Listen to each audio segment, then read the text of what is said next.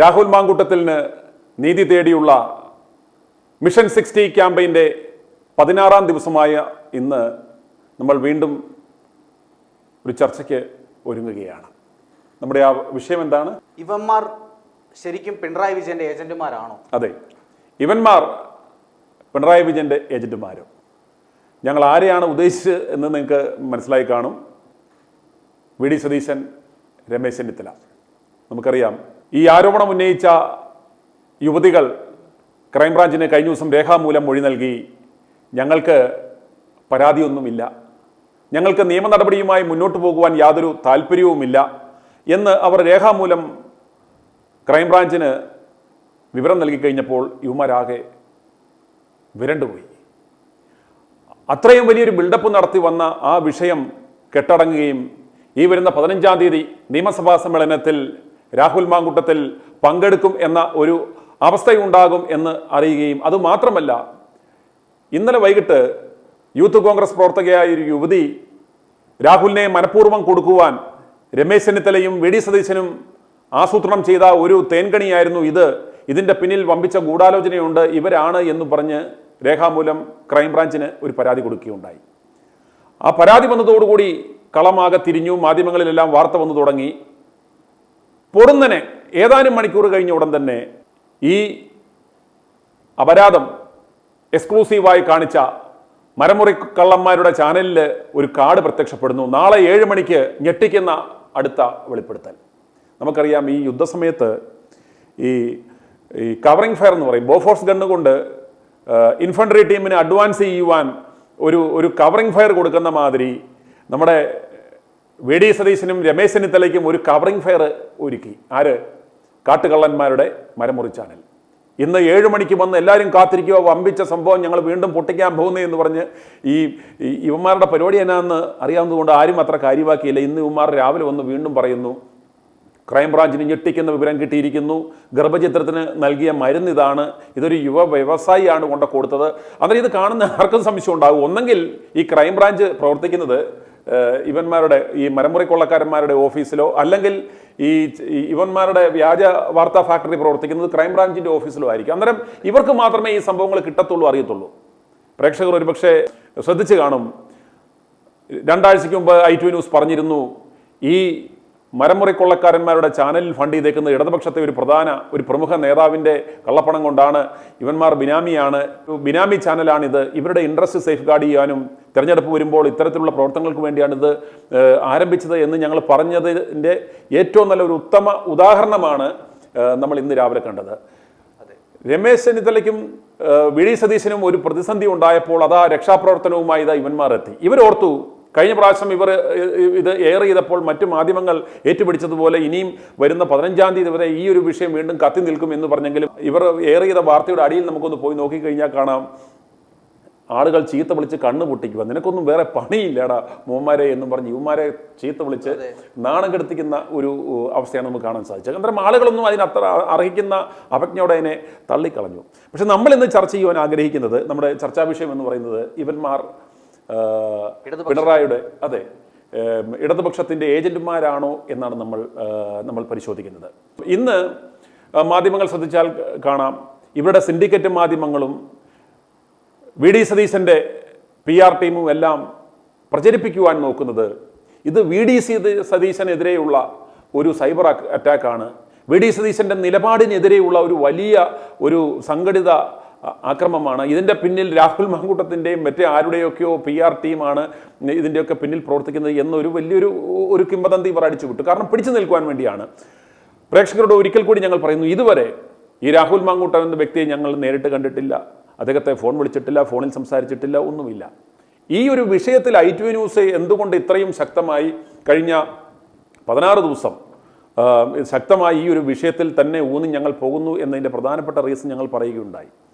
ഇതിൽ രാഹുൽ മാങ്കൂട്ടം ഇത്തരം ഒരു സ്ത്രീ പീഡനം നടത്തിയിട്ടുണ്ടോ, സ്ത്രീ വിഷയത്തിൽ ഇദ്ദേഹം താല്പര്യമുള്ളവനാണോ, ഇദ്ദേഹം ആരുടെയും ഗർഭചിത്രം നടത്തിയിട്ടുണ്ടോ, കുറ്റക്കാരനാണോ എന്നുള്ള ഒരു കുറ്റവിചാരണ അല്ല നമ്മൾ ചെയ്യുന്നത്. നമ്മൾ ഈ ഒരു വിഷയത്തിൽ ഇടപെടുവാൻ കാരണം, ഇപ്പോൾ അദ്ദേഹം അങ്ങനെ ഒരു തെറ്റ് ചെയ്തിട്ടുണ്ടെങ്കിൽ അദ്ദേഹം ശിക്ഷിക്കപ്പെടണം, തെറ്റുകാരനാണെങ്കിൽ ഇദ്ദേഹം ശിക്ഷ ലഭിക്കുന്നത് വരെ ഏറ്റവും കൂടുതൽ ശബ്ദം ഉയർത്തുന്നത് നമ്മൾ തന്നെയായിരിക്കും. എന്തുകൊണ്ട് ഈ വിഷയത്തിൽ ഞങ്ങൾ ഈ രാഹുലിന് അനുകൂലമായി ഒരു സ്റ്റാൻഡ് എടുക്കുന്നു എന്നതിൻ്റെ റീസൺ എന്ന് പറയുന്നത്, ഈ നാട്ടിൽ കോടതിയുണ്ട്, പോലീസ് സ്റ്റേഷനുകളുണ്ട്, നീതി എല്ലാ സംവിധാനങ്ങളുമുണ്ട്.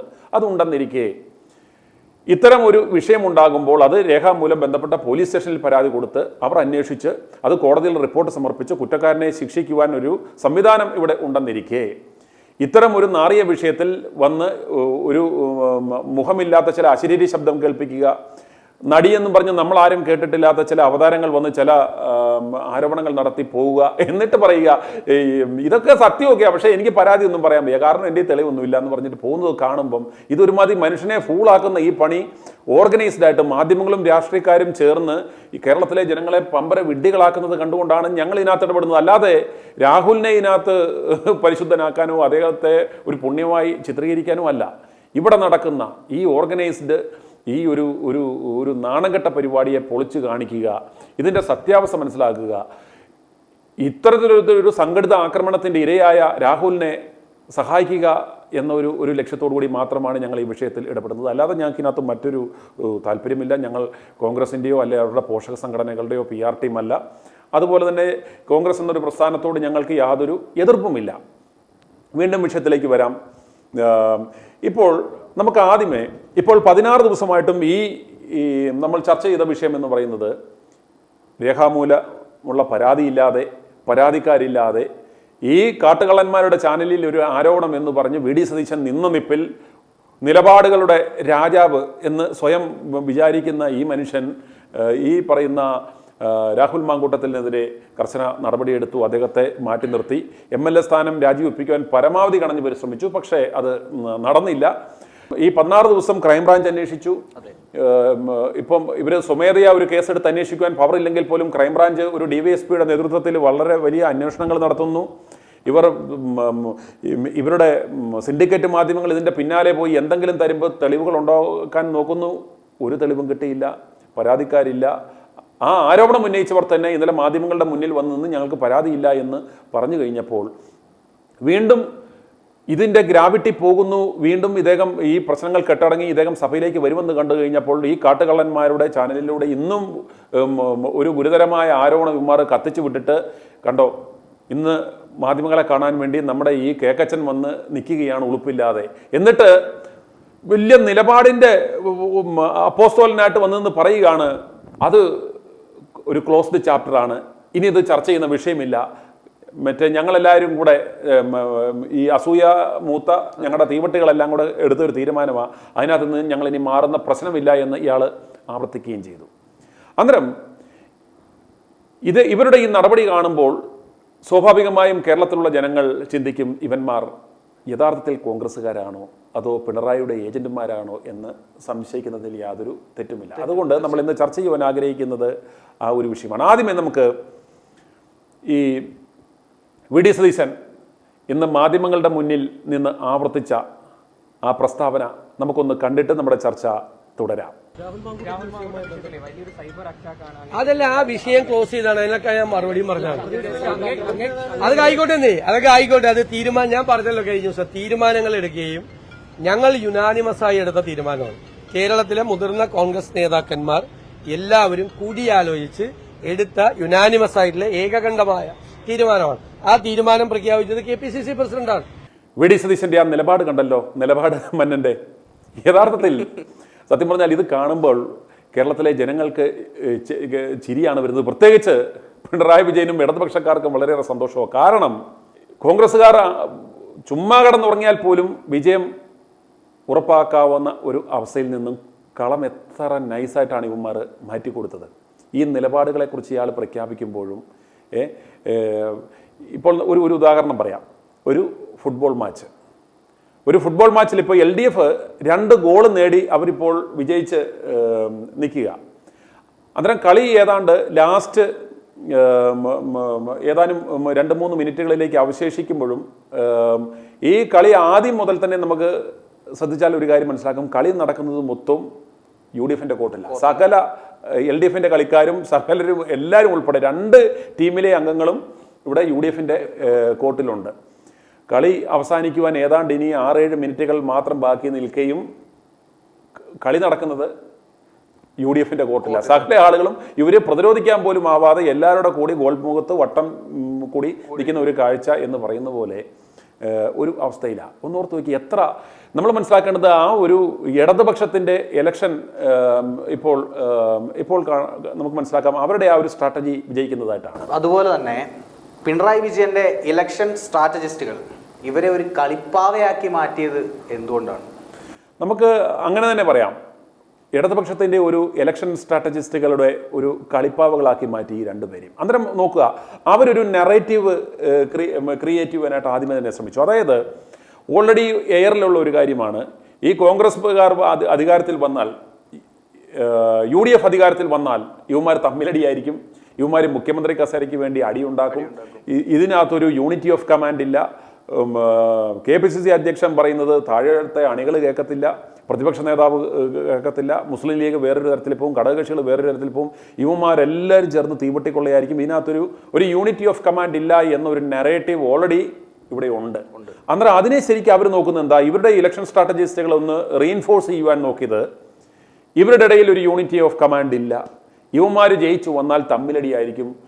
അന്നേരം വരാൻ പോകുന്ന ഒരു 5 വർഷം എന്ന് പറയുന്നത് ഇവന്മാർ തമ്മിലുള്ള തമ്മിലടിക്കായിരിക്കും കേരളം സാക്ഷ്യം വഹിക്കുന്നത് എന്ന ആ ഒരു സത്യത്തെ അവർ റീഇൻഫോഴ്സ് ചെയ്യാനായിട്ട് ശ്രമിക്കുന്നു. അതിന് ആ റീഇൻഫോഴ്സ് ചെയ്യുക എന്ന പ്രവർത്തനത്തിന് ഏറ്റവും ഉതകുന്ന രീതിയിലുള്ള ഒരു ഇൻസിഡൻ്റാണ് ഇവർ കൾട്ടിവേറ്റ് ചെയ്ത് കൊടുത്തത്. അത് ഈ വി ഡി സതീശനെ കൊണ്ട് തന്നെ ചെയ്യിച്ചു. ഒന്നോർത്ത് നോക്കിയേ, ഈ വി ഡി സതീശൻ ചേർത്ത് നടത്തിയിരുന്ന ഇദ്ദേഹത്തിൻ്റെ ഇടത് വശവും വലതുവശവും നിന്നിരുന്ന രാഹുൽ മാങ്കൂട്ടത്തിലിനെയും ഷാഫി പറമ്പിലിനെയും ഈ ഒരൊറ്റ വിഷയത്തിലൂടെ ഇല്ലാതാക്കി, ആ ഒരു അവരുടെ ഒരു യൂണിറ്റി ഇല്ലാതാക്കി. ഇതിനകത്ത് ഏറ്റവും പരാജയം എന്ന് സംഭവിച്ചെന്ന് പറഞ്ഞാൽ, ഡാമേജ് ഉണ്ടായെന്ന് പറഞ്ഞാൽ മറ്റാർക്കുമല്ല, വി ഡി സതീശനാണ്. അന്നേരം ആ വി ഡി സതീശൻ്റെ ഒരു അപ്രമാദിത്യം, അദ്ദേഹത്തിൻ്റെ വളർച്ചയെ അവർക്ക് ഇത്തരത്തിലൊരു ആരോപണത്തിലൂടെ തടയാൻ പറ്റി. വി ഡി സതീശനെ കൊണ്ട് ഇദ്ദേഹത്തിൻ്റെ ഇടതും വലതും നിന്നവൻ്റെ തല വെട്ടിച്ചു. അന്നേരം ഇതിലൂടെ നൽകുന്ന ഒരു സന്ദേശം എന്ന് പറയുന്നത്, കോൺഗ്രസ് പാർട്ടിയെ സംബന്ധിച്ചിടത്തോളം കൂടെ നിൽക്കുന്നവനെ ചേർത്ത് നിർത്താത്ത കുതികാലി വെട്ടി സംസ്കാരമുള്ള മാരാണ് എന്ന ആ ഒരു ഓൾറെഡി എയറിലുള്ള ആ ഒരു നറേറ്റീവും അത് അതിനെ റീഇൻഫോഴ്സ് ചെയ്യുന്നു. അന്നേരം ഇപ്പോൾ ഈ വരുന്ന ഈ വിഷയം ഒരു സൊല്യൂഷൻ ഉണ്ടാകാത്തിടത്തോളം കാലം ഇപ്പോൾ ഇടതുപക്ഷം ആഗ്രഹിക്കുന്ന എന്താ, ഇതിനൊരു സൊല്യൂഷൻ ഉണ്ടാകരുത്, ഈ പ്രശ്നം പരിഹരിക്കാൻ പാടില്ല. അന്നേരം ഇതിപ്പോൾ സതീശൻ്റെ ഒരു ആവശ്യകതയാക്കി മാറ്റി ഈ വിഷയത്തെ. കാരണം രാഹുൽ മാങ്കൂട്ടം ഏതെങ്കിലും കാരണവശാൽ നിയമസഭയിലേക്ക് വന്നു കഴിഞ്ഞാൽ അതിൻ്റെ ക്ഷീണം വി ഡി സതീശനാണെന്നുള്ള തരത്തിലുള്ള ഇയാളുടെ ഒരു ഈഗോയെ ഹർട്ട് ചെയ്യുന്ന തരത്തിലേക്ക് ആക്കി. അന്നേരം ഇത് വി ഡി സതീശൻ്റെ നിലപാടിൻ്റെയും അദ്ദേഹത്തിൻ്റെ ഒരു ഈഗോയുടെയും ഇഷ്യൂ ആക്കി മാറ്റി. അന്നേരം ജീവൻ പോയാലും ഇയാളെ ഇനി അടുപ്പിക്കത്തില്ല, ഇയാളെ നശിപ്പിക്കേണ്ടത് ഈ വി ഡി സതീശൻ്റെ ആവശ്യമാണെന്നത് കണ്ട് വി ഡി സതീശനും സംഘവും എന്താ ചെയ്യുന്നത്, സ്വന്തം പാർട്ടിയിലെ രാഹുൽ മാങ്കൂട്ടത്തിനെതിരെയുള്ള നാറിയ വിഷയങ്ങളുണ്ടോ, ചീഞ്ഞ വിഷയമുണ്ടോ, ഇത് ഏതൊക്കെ PR മാധ്യമങ്ങളിലൂടെ ഇതിനെ പ്രൊപ്പഗേറ്റ് ചെയ്യാം, ഇവനെ ഇല്ലാതാക്കാമെന്ന് പറഞ്ഞ് ഇവന്മാർ ഗവേഷണം, ഈ മണ്ടന്മാർ, ഈ തിരുമണ്ടന്മാർ, കോൺഗ്രസിൻ്റെ നാശത്തിന് അധ്യക്ഷത വഹിക്കുന്ന ഈ കള്ള പന്നികൾ, ഇവന്മാരുടെ കൂടെ തന്നെ ഉള്ളവൻ്റെ അവൻ്റെ കുരവള്ളി കണ്ടിക്കാൻ നടക്കുമ്പോഴത്തേക്കും സംഭവിക്കുന്നത് ജനങ്ങൾ കണ്ടുകൊണ്ടിരിക്കുന്നത് എന്താ, എടാ സ്വന്തം പാർട്ടിക്കകത്ത് തമ്മിലടി, സ്വന്തം യുവനേതാവിനെ നശിപ്പിക്കാനായിട്ട് ഇയാൾ നോക്കുന്നു. എന്ത് ന്യായത്തിൻ്റെ പേരിൽ ഇയാൾക്ക് ഉത്തരം മുട്ടുന്നതും ജനങ്ങൾ ഇയാളെ വലിച്ചു കീറുന്നതിൻ്റെയും ഇപ്പോൾ I2 ന്യൂസ് റിയാക്ട് ഫോർ റൈറ്റിലൂടെ നിങ്ങൾ കേൾക്കുന്നുണ്ട്. ജനങ്ങൾ ഇവരെ വലിച്ചു കീറുവാൻ കാരണമെന്ന് പറഞ്ഞാൽ യാതൊരു ന്യായവുമില്ലാതെ, ഒരു പരാതിയില്ലാതെ, പരാതിക്കാരില്ലാതെ സ്വന്തം പാർട്ടിയിൽ ഒരുത്തന്നെ തീർത്തു. അവനെ നശിപ്പിക്കാവുന്ന രീതിയിൽ കഴിഞ്ഞ ദിവസം അദ്ദേഹത്തിൻ്റെ ശബ്ദമൊക്കെ പുറത്തു വന്നു. ഒരു അത്രയും വലിയൊരു ട്രോമാറ്റിക് കണ്ടീഷനിലൂടെ അയാൾ പോവുകയാണ്. അതുപോലെ ചേസ് ചെയ്ത് ഒരുത്തനെ വേട്ടയാടിക്കൊണ്ടിരിക്കുന്നു. ഒരു ശത്രുക്കൾക്ക് പോലും ഇല്ലാത്ത ഒരു വൈരാഗ്യ ബുദ്ധിയോടുകൂടി രാഹുലിനെ ഇല്ലാതാക്കാൻ ശ്രമിക്കുന്നു. അന്നേരം ഇവരെ സംബന്ധിച്ചിടത്തോളം ഈ പ്രശ്നം ഇന്ന് വന്ന് ഇയാൾ മാധ്യമങ്ങളുടെ മുന്നിൽ നിന്ന് പറഞ്ഞത്, ഞങ്ങൾക്ക് ഈ പ്രശ്നം അവസാനിപ്പിക്കുവാൻ, ഇതിനെ സോർട്ട് ഔട്ട് ചെയ്യാൻ ഞങ്ങൾക്ക് യാതൊരു താല്പര്യവുമില്ല, ഞങ്ങളുടെ ഞങ്ങളുടെ അളിഞ്ഞ നിലപാടിൽ ഞങ്ങൾ ഉറച്ചു നിൽക്കും. പക്ഷേ ഈ പന്നൻ അറിയുന്നില്ല, ഇവൻ നിൽക്കുന്ന മണ്ണൊഴുകി പോവുകയാണ്, ഇവൻ്റെ പാർട്ടി പൊതുസമൂഹത്തിൽ മാനഭംഗം ചെയ്യപ്പെടുകയാണ്, ഇവൻ്റെ ആളുകൾ ഈ പാർട്ടിയോട് ഒരു അവേർഷൻ ഉണ്ടാകുന്നു, കോൺഗ്രസ് പ്രസ്ഥാനത്തെ നെഞ്ചിലേറ്റിയവർക്ക് വെറുപ്പുണ്ടാകുന്നു, അവർ വരുന്ന തവണ ആർക്കും വോട്ട് ചെയ്യത്തില്ല, ഒരു അവസ്ഥയിലേക്ക് എത്തുകയാണെന്ന് ഇയാൾ പറഞ്ഞില്ല. അന്നേരവും ഇയാളുടെ ആ സ്യൂഡോ കോൺഫിഡൻസ് കാണിച്ച് ഇയാൾ എന്തോ നിലപാട് മന്നനെന്ന് പറഞ്ഞ് ഇയാൾ മണ്ടത്തരം കാണിക്കുക. പക്ഷേ ഇത് ഇടതുപക്ഷത്തിൻ്റെ ഒരു വലിയ വിജയവും തന്ത്രവുമായിരുന്നു. അന്നേരം അവർ നോക്കുന്നത് പരമാവധി ഈ വിഷയത്തെ ഇങ്ങനെ അവർക്കറിയാം ഇത് ഉള്ളി പൊളിക്കുന്ന പോലെ ഇത് എങ്ങും നിൽക്കത്തില്ല, കോടതിയിൽ ചെന്നാൽ ഓടിക്കും. കാരണം പരാതിക്കാരല്ല യഥാർത്ഥ വിക്ടിംസ് അല്ല പരാതി കൊടുത്തേക്കുന്നത്. ആരൊക്കെയോ കെട്ടുകേൾവിയുടെ പേരിൽ പരാതി കൊടുത്തു. പോലീസ് അന്വേഷണം നടത്തി ഇതിന്റെ പുറകെല്ലാം നടത്തിയിട്ടും യാതൊരു തെളിവുകളും ഇവർക്ക് കിട്ടിയിട്ടില്ല, രേഖാമൂലം പരാതിയില്ല. ഇത് നിൽക്കത്തില്ല എന്ന് ഇരിക്കെ ഈ ഒരു വിഷയത്തെ ആള് കത്തിച്ച് പരമാവധി തദ്ദേശ സ്വയംഭരണ സ്ഥാപനങ്ങളിലേക്കുള്ള തെരഞ്ഞെടുപ്പ് വരെയെങ്കിലും ഇതിനെ വലിച്ച് നീട്ടി എന്തെങ്കിലും ഒരു തേഞ്ഞ നിയമോപദേശന്മാർ നേടിയിട്ട് ഇവന്റെ പേരിൽ എന്തെങ്കിലും വീണ്ടും ഒരു പെറ്റി കേസ് ഇട്ട് ഇപ്പോൾ ഇവിടുത്തെ ഈ സതീശൻ മറ്റേ കാവടിയായിട്ട് ചാടിത്തുള്ളി പോവുക. ഇവൻ ഘോഷയാത്ര നയിച്ചു പോവുക.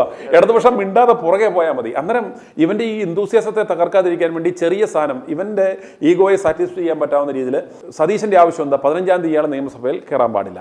അന്നേരം ഈ പൊട്ടന്റെ ഈ ഈഗോയെ സാറ്റിസ്ഫൈ ചെയ്യാൻ പറ്റാവുന്ന രീതിയിൽ ഇവനെ സഹായിക്കാവുന്ന രീതിയിൽ ആ 13-ാം തീയതി 14-ാം തീയതി വേണേൽ രാഹുലിനെ വേണമെങ്കിൽ പോലീസ് വിളിച്ചു വരുത്താനോ അല്ലെങ്കിൽ ഹാജരാകാൻ വേണ്ടി ആ 15-ാം തീയതി തന്നെ സ്റ്റേഷനിൽ ഹാജരാകാനോ അല്ലെങ്കിൽ ഒരു ചെറിയ അറസ്റ്റ് നാടകമോ ഒക്കെ നടത്തി കഴിഞ്ഞാൽ ആ 15-ാം തീയതി പരിപാടി പൊളിച്ചു കൊടുക്കാൻ പറ്റും. ഈ 15-ാം തീയതിത്തെ പരിപാടി പൊളിച്ചു കൊടുത്താൽ ഇയാൾ ഇതിൽ പരം സന്തോഷവാനാനില്ല. ഇയാൾ ഏറ്റവും വലിയാൾക്ക് ഓസ്കാർ കിട്ടുന്നതിനേക്കാളും സന്തോഷമായിട്ട് ഈ സതീശൻ തുള്ളിച്ചാടിപ്പോവും. പക്ഷേ ഈ പൊട്ടനും ഈ മണ്ടൻ അറിയുന്നില്ല ഇവന്റെ പാർട്ടിയുടെ അടിവേര് ഇവന്മാർ കുളം തോണ്ടുന്ന പരിപാടിയാണ് എന്ന് മനസ്സിലാക്കുന്നില്ല. അന്നേരം ഇദ്ദേഹത്തെ നമുക്ക് സംശയലേശമെന്നേ പറയാം, ഇവൻ ഇടതുപക്ഷത്തിൻ്റെ ഒരു ഏജന്റാണ്. നമ്മൾ ശ്രദ്ധിച്ചു കഴിഞ്ഞാൽ ഇയാളുടെ ഒരു കഴിഞ്ഞ 25 വർഷത്തെ ഒരു പൊളിറ്റിക്കൽ കരിയർ നമ്മൾ സൂക്ഷ്മമായിട്ട് പരിശോധിച്ചാൽ ഒരു കാര്യം മനസ്സിലാക്കാൻ പറ്റും. അമേരിക്ക ഈ ഒസാമ ബിൻ ലാദന് ഈ വളർത്തിക്കൊണ്ടുവന്ന പോലെ അവനെ ആംസും അമിനേഷൻസും അവൻ്റെ ഇതെല്ലാം കൊടുത്ത് അവൻ്റെ പർപ്പസിന് വേണ്ടി ഉപയോഗിച്ച് കൊണ്ടുവന്ന പോലെയാണ് ഇത് ഇടതുപക്ഷമാണ് സത്യം പറഞ്ഞാൽ ഇവനെ നനച്ച് വളർത്തി കൊണ്ടുവന്നത്. കാരണം അവരുടെ ആവശ്യം അന്ന് ഓർക്കുക, ഉമ്മൻചാണ്ടി സർക്കാരിന് തുടർഭരണം ഉറപ്പായിരുന്ന അവസരത്തിൽ ഹരിത പ്രേക്ഷകർ മറന്നിരിക്കുവാനിടയില്ല. ഹരിത MLA-മാർ എന്ന് പറഞ്ഞാൽ ഈ ഒരു 4-5 യുവമാർ കൂടി ഉമ്മൻചാണ്ടിക്ക് ഏറ്റവും കൂടുതൽ തലവേദന ഉണ്ടാക്കിയ യുവമാരാ. എന്തൊക്കെ അഴിമതി ആരോപണം, സ്വന്തം പാർട്ടിക്കെതിരെ ഇവന്മാർ അഴിമതി ആരോപണം നടത്തി, സ്വന്തം മുഖ്യമന്ത്രിക്കെതിരെ യുവന്മാർ പടപ്പുറപ്പാട് നടത്തി, ആരോപണങ്ങൾ നടത്തി. പ്രതിപക്ഷത്തിന് അടിക്കുവാനുള്ള ഏറ്റവും വലിയ വടിവെട്ടി കൊടുത്തത് ഈ VD സതീശൻ എന്ന് പറയുന്ന ഈ നാറിയായിരുന്നു. ഇവൻ അന്നും ഒരു വൺമാൻ ഷോക്കാരൻ, ഒരു പെർഫോമറായി ഒരിക്കലും ഒരു ടീം ഓറിയൻറ്റഡ് അല്ലാതെ ഒരു സിംഗിൾ മാനായി നിന്ന് പാർട്ടിയെ പ്രതിരോധത്തിലാക്കി പാർട്ടിയുടെ മുഖ്യമന്ത്രിക്കെതിരെ ഇതുപോലെ കുത്തിത്തിരിപ്പുണ്ടാക്കി ഇടതുപക്ഷത്തിന് വരാനുള്ള അവസരം ഒരുക്കിയ ഒരുത്തനാണവൻ. അന്ന് ആ അവസരം കളഞ്ഞു. ഇപ്പോൾ ഇതാ വീണ്ടും UDF-ന് അധികാരത്തിൽ വരുവാൻ ഏറ്റവും മികച്ച സാധ്യത ഉണ്ടായിരുന്ന സമയത്ത് ഇതുപോലെ വീണ്ടും കുത്തിത്തിരിപ്പ്. ഇവൻ്റെ നാറിയ നിലപാടിൻ്റെ പേരിൽ ഇവൻ ഇങ്ങനെ ഒരു സ്റ്റാൻഡ് എടുത്തുകൊണ്ട് തന്നെ പാർട്ടി പ്രതിരോധത്തിലാകുക. അടുത്തയാളെന്ന് പറയുന്നത് നമുക്ക് കാണാം, വളരെ വലിയൊരു തമാശ കഴിഞ്ഞ ദിവസം ഉണ്ടായി. ഇന്ത്യ ടുഡേ, നമുക്കറിയാം ഇന്ത്യ ടുഡേ പോലുള്ള പ്രസ്ഥാനങ്ങൾ എന്ന് പറഞ്ഞാൽ അതൊക്കെ ഒരു PR ഇനിഷ്യേറ്റീവ്സാണ്. ഈ ഇലക്ഷൻ മുന്നിൽ കണ്ടുകൊണ്ട് ഇത് വലിയ ഇപ്പോൾ അദാനിയായിരുന്ന ആ പരിപാടിയുടെ സ്പോൺസർ. അന്നേരം കൃത്യമായിട്ട് ഓരോ പാർട്ടിക്ക് വേണ്ടിയും ഒരു നറേറ്റീവ് സെറ്റ് ചെയ്യുക, അതിന് ഒരു ഇത്തരത്തിലുള്ള ഒരു ക്യാമ്പയിൻ, ഒരു ഫോക്കസ് സെറ്റ് ചെയ്യുക എന്ന ലക്ഷ്യത്തോടെയാണ് ഇത്തരം ഷോകൾ സംഘടിപ്പിക്കാറ്. അങ്ങനെ ഇന്ത്യ ടുഡേ കഴിഞ്ഞ ദിവസം India today conclave, south conclave 2025 എന്ന പേരിൽ ഒരു കോൺക്ലേവ് സംഘടിപ്പിക്കുകയുണ്ടായി. ഈ കോൺക്ലേവിൽ നമുക്കത് കാണിക്കാം. അത് കൃത്യമായിട്ടും ഇടതുപക്ഷത്തിനൊരു മൂന്നാമതും വരുന്നു, ഹാട്രിക് ഫോർ LDF എന്നുള്ള ഒരു ഹാഷ്ടാഗോടുകൂടി ഇവർ ഒരു ഡിസ്കഷൻ സംഘടിപ്പിച്ചു. അന്നേരം അതിൽ ഒരു നറേറ്റീവ് ഇവർ ബിൽഡ് ചെയ്യാൻ ശ്രമിക്കുന്നതെന്ന് പറയുന്നത് മൂന്നാമതും LDF കേരളത്തിൽ തുടരും എന്ന ഒരു ചർച്ചയാണ്. ആ ചർച്ചയിൽ അതിൻ്റെ ബാക്ക്ഡ്രോപ്പ് പോലും ഒരു LDF മയമായിട്ടുള്ള ഒരു ബാക്ക്ഡ്രോപ്പ്, അവർക്ക് ഒരു പ്രോ LDF ആയിട്ടുള്ള സ്ട്രാറ്റജിയും ക്യാമ്പയിനും എല്ലാം സെറ്റ് ചെയ്ത് വെച്ച് എം പി രാജേഷിനെ വിളിക്കുന്നു. അന്നേരം MB രാജേഷിനെ സംബന്ധിച്ചിടത്തോളം വെൽ പ്രിപ്പയർഡ് ആണ്, വെൽ സ്റ്റഡീഡ് ആണ്, വെൽ ആർട്ടിക്കുലേറ്റഡ് ആയിട്ട് അദ്ദേഹം ആ ഒരു എന്തുകൊണ്ട് LDF വരും എന്ന് വളരെ പ്രൊഫഷണലായിട്ട് ഇദ്ദേഹം അതിനകത്ത് പറയുന്നുണ്ട്. അതേസമയം ആ ചർച്ചയിൽ കോൺഗ്രസിനെ പ്രതിനിധീകരിച്ച് പോയത് മറ്റാരുമല്ല, രമേശ് ചെന്നിത്തല. രമേശ് ചെന്നിത്തലയുടെ ആ സംസാരവും യാതൊരു പ്രിപ്പറേഷനും ഇല്ലാതെ ചുമ്മാ മറ്റേ മീൻ പാളയം മാർക്കറ്റിൽ മീൻ മേടിക്കാൻ പോകുന്ന പോലെ കയ്യും വീശി യാതൊരു പ്രിപ്പറേഷനും ഇല്ലാതെ നോട്ട് ഓൺലി ബട്ട് ഓൾസോ എന്നൊക്കെ പറഞ്ഞ് ഈ പുള്ളി എന്ന് പറഞ്ഞാൽ അയാളുടെ എത്രത്തോളം ഇയാൾ ഒരു പൊള്ളയാണ് എന്ന് ജനങ്ങൾക്ക് ജഡ്ജ് ചെയ്യാൻ പറ്റാവുന്ന തരത്തിൽ യാതൊരു സ്റ്റഫും ഇല്ലാതെ ഈ ഇദ്ദേഹത്തിൻ്റെ വളരെ പൂറായിട്ടൊരു കമ്മ്യൂണിക്കേഷൻ സ്കില്ല്, യാതൊരു കാര്യപ്രാപ്തിയും ഇല്ലാത്ത, അല്ലെങ്കിൽ ഈ ഒരു സ്റ്റേറ്റ് പൊളിറ്റിക്സിനെ കുറിച്ച് ഇത്രയും മുതിർന്ന നേതാവാണെന്ന് പറയുന്നെങ്കിൽ പോലും യാതൊരു ഐഡിയയും ഇല്ലാത്ത ഒരു ഒരു ഒരു പൊട്ടനിരുന്ന് സംസാരിക്കുന്ന പോലെ ആ ഒരു കോൺക്ലേവിൽ പോയി ഇരുന്ന് ഇദ്ദേഹം ആ ചർച്ചയിൽ LDF മൂന്നാമതും വരും എന്നൊരു ചർച്ചയുടെ ഭാഗമാകുകയാണ്. ഇത് ശരിക്കും അവരുടെ ഒരു സ്ട്രാറ്റജിസ്റ്റുകൾ ഇയാളെ ട്രാപ്പ് ചെയ്യുകയായിരുന്നു എന്നൊരു ബോധം പോലും ഇല്ലാതെ ആ കോൺക്ലേവിൽ പോയിരുന്ന് ഇയാൾ മണ്ടത്തരം വിളിച്ച് പറയുന്നു. നമുക്ക് ആദ്യമേ ഇന്ത്യ ടുഡേ നടത്തിയ ആ ഒരു സൗത്ത് ഇന്ത്യ കോൺക്ലേവിൽ MP രാജേഷ് മൂന്നാമതും LDF വരും എന്ന് എത്ര സമർത്ഥമായി ആ പറയുന്നതിന് ഒരു പ്രസക്ത ഭാഗം, കുറച്ച് ഭാഗം മാത്രം ഒന്ന് നമുക്കൊന്ന് കണ്ടിട്ട് തിരികെ വരാം. How confident is the left party and the LDF alliance of retaining power because 10 years of anti-incumbency, 10-year rule of Mr. Vijayan, Pinarayi Vijayan? How confident are you going into this election? In 2021, the left created history by winning a second term. In Kerala, that itself is a very difficult, unimaginable thing. And this has never happened in the history of LDF in the states.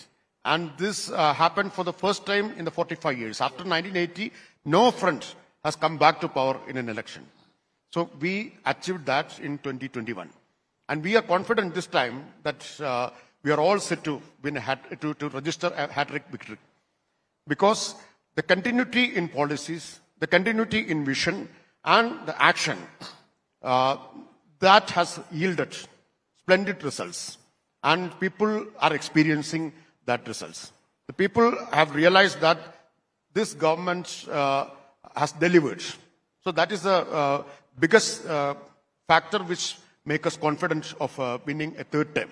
See, in the last 5 years, during the first LDF government, the first Pinarayi government, കണ്ടല്ലോ, MP Rajesh സംസാരിച്ചത് കണ്ടല്ലോ, എത്ര മനോഹരമായി അദ്ദേഹം, എത്ര പ്രൊഫഷണലായി അദ്ദേഹത്തിൻ്റെ arguments അദ്ദേഹം മുന്നോട്ട് വെച്ചു, വളരെ കൺവിൻസിങ് ആകുന്ന രീതിയിൽ. ഇനി നമുക്ക് കാണാവുന്നത് ഈ മറ്റേ പൊട്ടൻ ചന്തയ്ക്ക് പോയ പോലെ നമ്മുടെ രമേശ് ചെന്നിത്തല ആ കോൺക്ലേവിൽ പോയി സംസാരിക്കുന്നത് കാണുക. അന്നേരം ഇദ്ദേഹം ഓർത്തു, ഇദ്ദേഹം ചിലപ്പോൾ അടുത്ത മുഖ്യമന്ത്രി ആകാൻ സാധ്യത ഉള്ളത് കൊണ്ട് ഇദ്ദേഹത്തെ വിളിച്ചതായിരിക്കും എന്ന് കരുതിയാണ് പോയത്. പക്ഷേ ഇയാളെ പണിയാൻ വിളിച്ചതെന്ന് മനസ്സിലാകാനുള്ള ഒരു ബോധം പോലും ഇല്ലായിരുന്നു പ്രിയപ്പെട്ട കോൺഗ്രസിനെ സ്നേഹിക്കുന്നവർ കാണുക. ഇതുപോലുള്ള വ്യക്തികൾ എത്രത്തോളം ഡാമേജ് ആണ് ഈ പ്രസ്ഥാനത്തിന് ഉണ്ടാക്കുന്നതെന്ന് നിങ്ങൾ തന്നെ സ്വയം ചിന്തിക്കുക. ഇതുപോലുള്ള ഒരു കോൺക്ലേവിൽ പോയി ഇദ്ദേഹത്തെ ആരാണ് അയച്ചത്?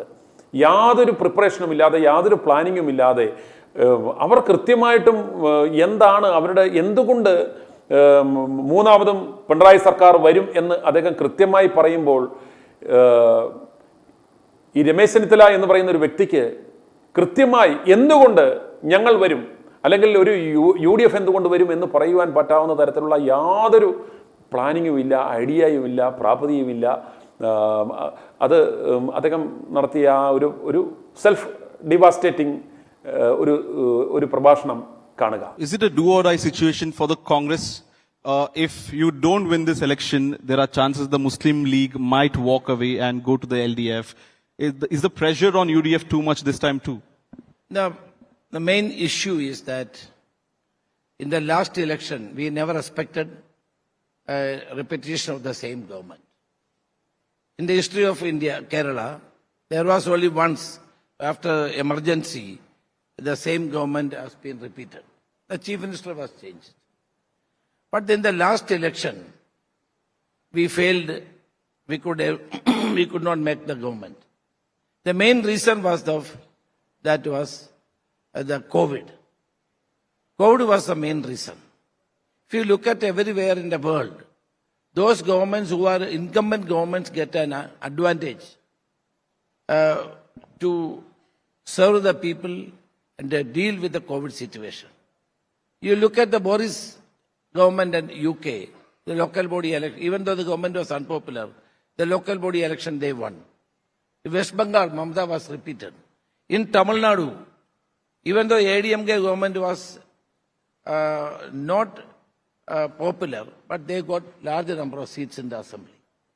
So COVID was one situation which had gone against us. Because whichever government will be in the power, they will give all kinds of help to the people. So the people of Kerala thought that there is a government which is helping them. And at the same time, we couldn't able to go to the people and explain all these things because there was restrictions from the government. COVID was one of the very critical situation, and it was very difficult for us to come out of the houses and campaign. That was the main reason. I feel that now that situation is not there. This government of the left democratic government, front government, is for last 10 years. കണ്ടല്ലോ, രമേശ് ചെന്നിത്തലയ്ക്ക് ഈ കോൺക്ലേവിൽ പോയി സംസാരിക്കേണ്ടുന്ന ഒരു ആവശ്യകത ഉണ്ടായിരുന്നു. അഥവാ ഇപ്രകാരമുള്ള ഒരു കോൺക്ലേവിൽ പോയി സംസാരിക്കണമെങ്കിൽ അത്രയും പ്രിപ്പയർ ചെയ്ത് കൃത്യമായ ഒരു ഫോക്കസോടുകൂടി പോയി തങ്ങളുടെ ഒരു ഭാഗം ന്യായീകരിക്കുവാൻ പറ്റുമായിരുന്നു എങ്കിൽ അത് അഡ്വാൻറ്റേജ് ആക്കി എടുക്കാമായിരുന്നു. പക്ഷേ ഈ ഒരു ക്യാമ്പയിനിലൂടെ സംഭവിച്ചത് അവരെന്താണോ പ്ലാൻ ചെയ്തത്, ഇടതുപക്ഷത്തിൻ്റെ സ്ട്രാറ്റജിസ്റ്റുകൾ എന്താണോ പ്ലാൻ ചെയ്തത്, അവരിട്ട ഇരയിൽ കൊത്തി എം.പി. രാജേഷ് വളരെ മനോഹരമായി അദ്ദേഹത്തിൻ്റെ ആ സ്റ്റാൻഡ് അവതരിപ്പിച്ചു. മൂന്നാമതും പിണറായി സർക്കാർ വരും, എന്തുകൊണ്ട് വരും, എങ്ങനെ വരും എന്നത് വളരെ കൺവിൻസിംഗ് ആയിട്ട് അദ്ദേഹം പറഞ്ഞു. എന്നാൽ എങ്ങും തൊടാതെ യാതൊരു കോൺഫിഡൻസും ഇല്ലാതെ എന്തൊക്കെയോ വിളിച്ചു പറഞ്ഞ് രമേശ് ചെന്നിത്തല പോയി. അതിനകത്ത് താഴെയുള്ള ആ ഇന്ത്യ ടുഡേയുടെ ആ ഇൻ്റർവ്യൂവിലുള്ള കമൻറ്റുകൾ നോക്കുക. അതെല്ലാം അറിയാം. അത് ഇത്തരത്തിലുള്ള PR ഏജൻസികളുടെ എല്ലാം സംഘടിതമായ ഓർഗനൈസ്ഡ് ആയിട്ടുള്ള എഫേർട്ടാണ്. എല്ലാത്തിനും വളരെ പോസിറ്റീവായിട്ടുള്ള കമൻറ്റ്സ്. അതിനകത്ത് എല്ലാവരും റീഇൻഫോഴ്സ് ചെയ്ത് പറയുന്നു LDF മൂന്നാമതും കേരളത്തിൽ വരും എന്ന് പറയുന്നു. അങ്ങനെ അവരൊരു നറേറ്റീവ് സെറ്റ് ചെയ്തു. അപ്രകാരമുള്ള ഒരു നറേറ്റീവിനെ എൻഡോസ് ചെയ്യുവാൻ കേരളത്തിലെ കോൺഗ്രസ് പാർട്ടിയുടെ മുതിർന്ന നേതാവ് പോയി അതിന് തലവെച്ച് കൊടുക്കുകയും ചെയ്തു. അങ്ങനെ ചുരുക്കം പറഞ്ഞാൽ ഇവന്മാർ പാർട്ടിക്കുണ്ടാക്കിയ ഡാമേജ് ചെറുതല്ല. അതെ, അത് തന്നെയാണ് ഞാനും ചോദിക്കാൻ വന്നത്. അതായത് ഇവരുടെ ഈ ഒരു പ്രവർത്തനങ്ങൾ കോൺഗ്രസ് പാർട്ടിക്ക് എത്രത്തോളം ഡാമേജ് ആണ് ഉണ്ടാക്കിയത്? ഇപ്പം നമ്മൾ മനസ്സിലാക്കേണ്ടുന്നത് വളരെ വലിയൊരു ചോദ്യമാണ് ചോദിച്ചത്.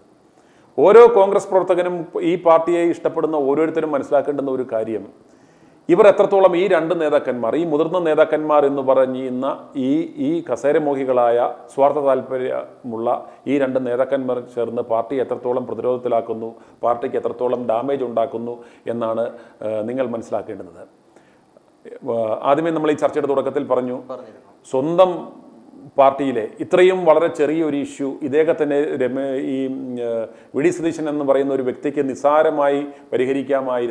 നിസ്സാരവൽക്കരിക്കാമായിരുന്ന ഒരു പ്രശ്നത്തെ അതിനെ ഇത്രത്തോളം ക്രൂഷ്യലാക്കി കുളമാക്കി നാറ്റിക്കുന്ന ഒരു അവസരത്തിലേക്ക്, ഇതിനെ മാസങ്ങളോളം നീണ്ടുപോകാൻ പറ്റാവുന്ന ഒരു അവസ്ഥയിലേക്ക് ഉണ്ടാക്കി. എന്നാൽ ഇതിലൂടെ ഉണ്ടാക്കിയൊരു ഡാമേജ് എന്ന് പറയുന്നത് ഈ പാർട്ടിക്ക് ഒരു അടിയുറപ്പില്ല, ഇതിനകത്തൊരു യൂണിറ്റി ഓഫ് കമാൻഡ് ഇല്ല, നേതൃത്വവും യുവനേതാക്കന്മാരും തമ്മിലൊരു ഐക്യമില്ല, ഇവർക്ക് വെസ്റ്റഡ് ഇൻട്രസ്റ്റുകളുള്ളവരാണ്, പാർട്ടിയോട് കൂറില്ല, ആങ്ങളെ ചത്താലും നാത്തൂൻ്റെ കണ്ണീര് കാണണം എന്ന ആറ്റിറ്റ്യൂഡുള്ളവരാണ് ഈ നേതാക്കന്മാർ. അങ്ങനെ ഒരു 100 കാര്യങ്ങൾ ഒരു മൈക്രോസ്കോപ്പിക് ലെൻസിലൂടെ ജനങ്ങൾക്ക് ഇവരെ കാണുവാനും മനസ്സിലാക്കുവാനും, എന്താണോ ഇടതുപക്ഷത്തിൻ്റെ ഫസ്റ്റ് നറേറ്റീവായി ഇത് ഈ പാർട്ടിക്ക് അതൊരു യൂണിറ്റി ഓഫ് കമാൻഡ് ഇല്ല, ഇവന്മാർ ജയിച്ചു വന്നാൽ അടിപിടിയായിരിക്കും എന്ന ഫസ്റ്റ് നറേറ്റീവ് ഇവർ തന്നെ സ്റ്റാമ്പ് ചെയ്ത് എസ്റ്റാബ്ലിഷ് ചെയ്തു.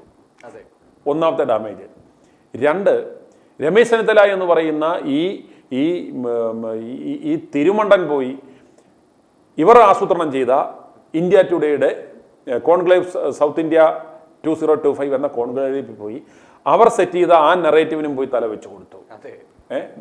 മൂന്നാമതും പിണറായി സർക്കാർ വരും എന്നതിനെ എൻഡോസ് ചെയ്തു.